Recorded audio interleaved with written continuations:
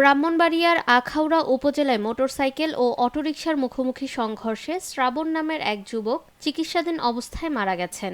সোমবার রাতে আখাউড়া আগরতলা প্রেসিডেন্ট সড়ক নামক স্থানে এ ভয়াবহ দুর্ঘটনাটি ঘটে। এ ঘটনায় আরও একজনের অবস্থা আশঙ্কাজনক বলে জানা যায়। আরও ৬ জন গুরুতর আহত হয়েছেন। স্থানীয় সূত্রে জানা যায়, দুর্ঘটনার পরপরই আহতদের দ্রুত উদ্ধার করে উপজেলা স্বাস্থ্য কমপ্লেক্সে নেওয়া হয়েছে।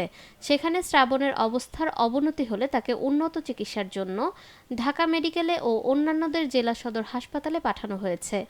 ঢাকা মেডিকেলে চিকিৎসাধীন অবস্থায় মারা যান দুর্ঘটনায় মারাত্মক আহত তরুণ ক্রিকেটার শ্রাবণ।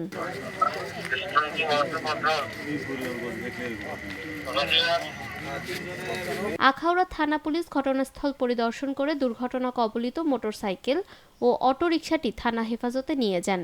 এ বিষয়ে আখাউড়া থানা অফিসার ইনচার্জ জাবেদুল ইসলাম জানান, ক্রিকেট খেলা শেষে বাড়ি ফেরার পথে দুর্ঘটনাটি ঘটে। এ ঘটনায় উপজেলা জুড়ে শোকের ছায়া নেমে এসেছে।